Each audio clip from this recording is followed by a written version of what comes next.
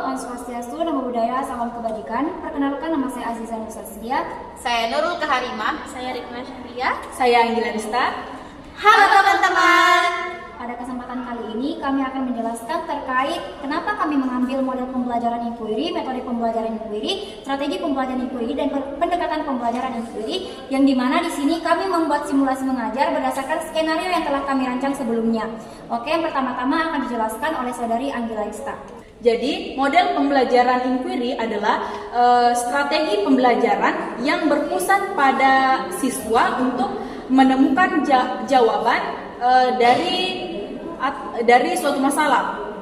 Baik, selanjutnya itu pendekatan pembelajaran inquiry, di mana ini adalah sudut pandang dan cara pandang guru dalam proses belajar mengajar untuk memberikan pemahaman kepada siswa yang berfungsi sebagai strategi guru dalam memaparkan materi kepada siswa. Selanjutnya, metode pembelajaran inquiry adalah pendekatan pembelajaran yang mendorong siswa untuk mencari tahu dan mencari jawaban dari pertanyaan mereka masing-masing. Yang terakhir adalah strategi pembelajaran inquiry, di mana strategi pembelajaran inquiry sendiri ini itu berpusat pada siswa, jadi siswa yang merumuskan masalah. Adapun konsep kegiatan dari pembelajaran inquiry, yang pertama orientasi masalah, yang kedua membuat rumusan masalah, yang ketiga mencari hipotesis atau mengumpulkan data, yang keempat itu eksplorasi, yang selanjutnya itu ada menguji hipotesis, dan yang terakhir itu membuat kesimpulan. Jadi metode model pendekatan dan strategi inquiry sendiri ini berfungsi untuk siswa lebih banyak bisa berkembang, jadi siswanya mencari masalah dan menemukan solusi dari masalah tersebut. Sekian dari kelompok kami, lebih dan kurangnya mohon dimaafkan. Wassalamualaikum warahmatullahi wabarakatuh. Dadah. Halo anak-anak. Halo. Assalamualaikum warahmatullahi wabarakatuh. Waalaikumsalam warahmatullahi wabarakatuh. Apa kabar anak-anak? Baik semua? Baik. Ya, anak-anak, sebelum memulai pembelajaran, siapa yang akan memimpin doa? Ya, Rina silakan. Bismillahirrahmanirrahim. Rabbi zidni ilman warzuqni fahman. Amin. Baiklah anak-anak, sebelumnya lagi memulai doa, ibu mau explain dulu biar kita tidak bosan. Mari kita fokus dulu anak-anak. Ibu, tetap fokus. Melihat, mendengar, mengingat, fokus. Ya, baiklah di sini yang pertama ibu akan mengajarkan tentang materi atau bentuk apa itu. Di sini siapa yang tahu apa itu materi? Saya, Bu. Ya, silakan. Segala sesuatu yang menempati ruang, Bu. Ya, betul.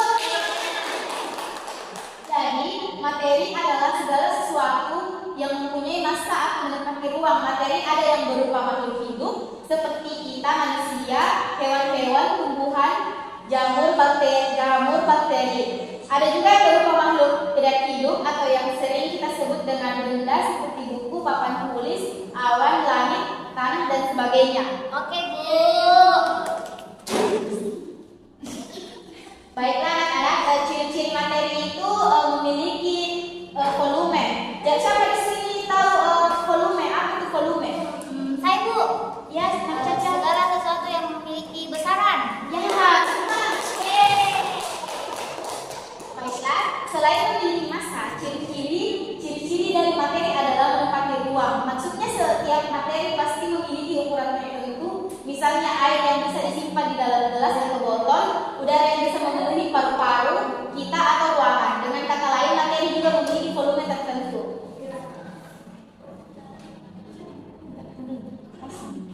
Apa menurut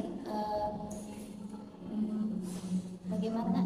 Untuk biasa ini. Sekarang kita akan mempelajari hubungan massa dan Baiknya, volume. selanjutnya kita akan mempelajari tentang hubungan massa dan volume. Oh, ada juga hubungannya, Bu. Ada dong. Oke, Bu. Bukan cuma tempat cinta yang ada. Oh, iya.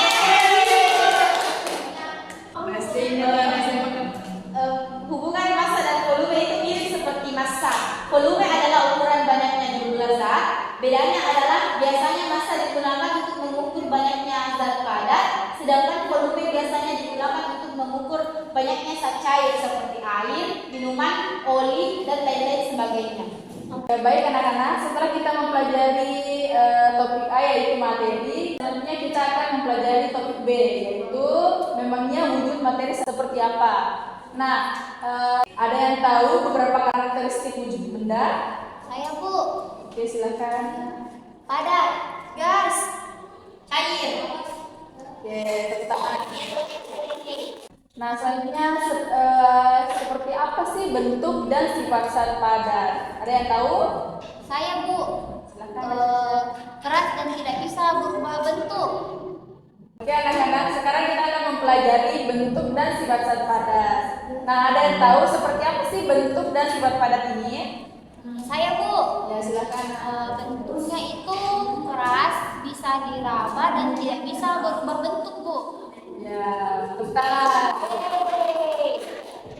Jadi, zat padat memiliki bentuk dan volume yang relatif tetap. Seperti contohnya ketika kalian menekan kayu, apakah bentuk kayunya jadi berubah? Tidak. Apakah kayu bisa kalian tekan sehingga volumenya berubah dan menempati ruang yang lebih kecil? Tidak. Zat padat memiliki bentuk tertentu yang tidak berubah-ubah meskipun diletakkan di dalam wadah yang berbeda-beda. Seperti contohnya batu ini. Ketika diletakkan dalam gelas, bentuknya tetap seperti batu. Begitu pula ketika diletakkan di dalam baskom. Bentuknya juga tidak berubah, volumenya pun tidak berubah. Nah, ada yang tahu seperti apa bentuk dan sifat cair? Saya Bu. Nah, silakan menjawab. Sifat cair itu Bu tidak bisa dipegang Bu. Dia contohnya itu seperti air Bu. Mengalir. Ya, betul sekali. Jadi ketika kita menuangkan air ke wadah yang berbeda, maka air akan mengalir dan menempati wadah tersebut. Bentuknya akan berubah-ubah sesuai dengan wadahnya. Jadi boleh dikatakan bahwa air tidak memiliki bentuk yang tetap, atau dengan kata lain bentuknya berubah-ubah sesuai dengan wadahnya. Baik, selanjutnya ada yang tahu apa bentuk dan sifat gas? Tidak Bu. Jadi benda gas memiliki bentuk dan volume yang sesuai dengan wadahnya. Benda padat berbentuk bola. Jika diisi dengan gas, maka benda gas pun akan berbentuk bola. Hal ini dimungkinkan karena gas punya sifat menekan ke segala arah dan memenuhi tempat yang kosong. Jadi bisa dirasakan, bisa dicium baunya, tapi tidak bisa dilihat bentuknya di Bu. Ya, betul sekali. Iya Bu. Jadi untuk lebih memahami kita akan melakukan praktikum ya anak-anak. Oke Bu. Baik anak-anak, setelah mempelajari tentang topik B, sekarang kita melangkah ke topik C dengan judul materi bagaimana wujud benda berubah. Nah, sebelum itu Ibu mau bertanya terlebih dahulu, ada yang tahu bagaimana wujud zat bisa berubah dari padat, cair, dan gas? Saya Bu. Apa ya, silakan. Wujud zat padat bisa berubah menjadi cair ketika ada perubahan suhu Bu. Lalu perubahan cair ke gas terjadi apabila adanya transposisi atau misalnya lagi masa air Bu, terus tiba-tiba airnya berkurang. Nah, betul sekali. Bagus sekali teman-teman. Nah, selanjutnya kita akan apa sih? Ada yang tahu apa? Ulangi dari awal. Selanjutnya kita akan mempelajari tentang apa itu mencair dan membeku. Oke Bu. Nah, di sini Ibu akan menjelaskan sedikit tentang materi ini tentang apa itu membeku dan Cair. Seperti yang kita ketahui, api memiliki suhu yang lebih tinggi dibandingkan suhu ruangan. Ketika ada api, maka suhu di sekitar api akan naik. Kenaikan suhu ini bisa membuat kering yang ada di sekitar api berubah menjadi dari padat menjadi cair. Nah, perubahan wujud benda dari padat ke cair disebut dengan mencair atau meleleh. Ada beberapa benda padat yang bisa mencair, tetapi memang tidak semuanya mudah mencair seperti lilin, es batu, dan agar-agar. Dan ada benda-benda yang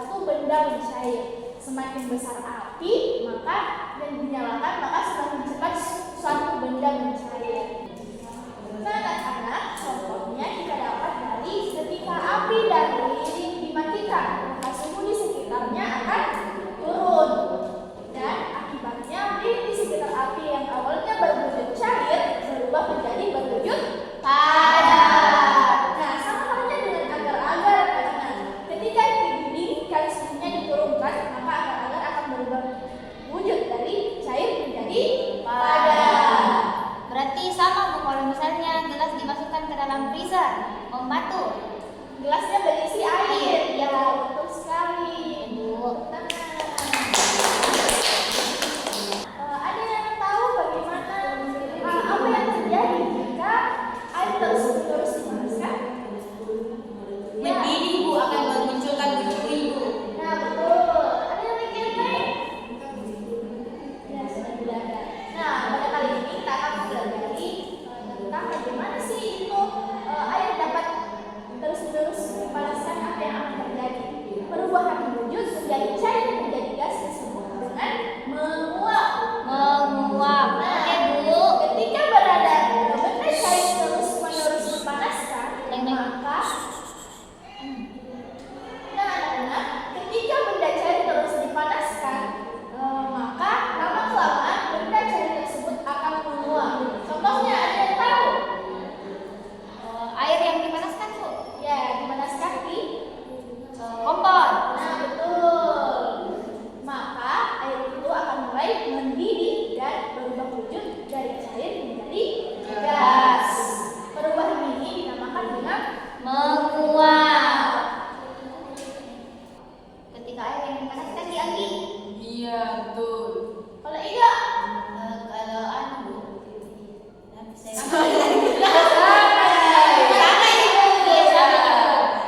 Nah, anak-anak, awan yang terlihat di langit sebenarnya adalah air yang bercampur dalam udara.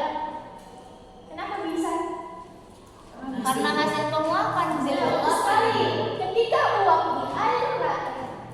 uap air di langit sudah terlalu banyak, maka awan atau uap air yang berbentuk gas akan menumpuk dan berubah wujud menjadi cair. Nah, ini yang dinamakan apa? Kalau uap air di langit turun Embun.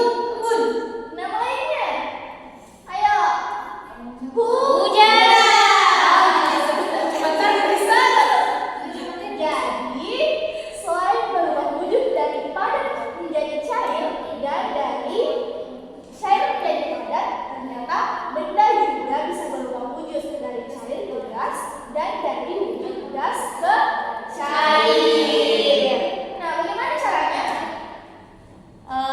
Melakukan percobaan Bu. Nah, betul sekali, kita akan melakukan percobaan dengan membutuhkan alat dan bahan.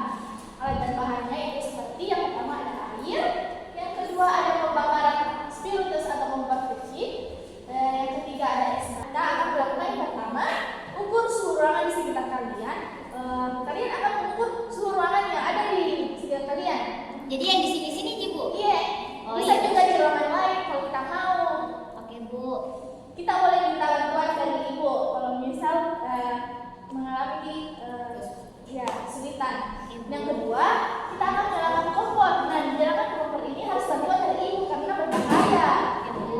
Ketiga, kita akan isi pancinya dengan 1/2 gelas air.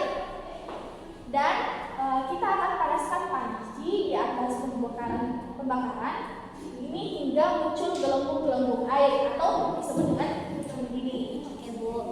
Dan selanjutnya kita akan mengamati air tersebut seperti apa, semacam uap air apa yang ada di atasnya.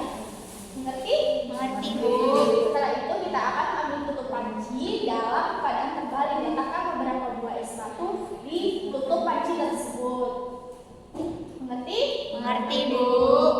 Nah, setelah itu kita akan melakukan pengamatan dengan diamkan saat dan ambil kembali tutup panci menggunakan kain, karena kalau tidak pakai kain nanti Terbakar. Ya, terbakar tangan Kak. Jadi Iya. ini membutuhkan bantuan dari ibu. Ibu. Dan amati bagian bawah tutup panci apakah ada air yang menggantung. Oke Bu.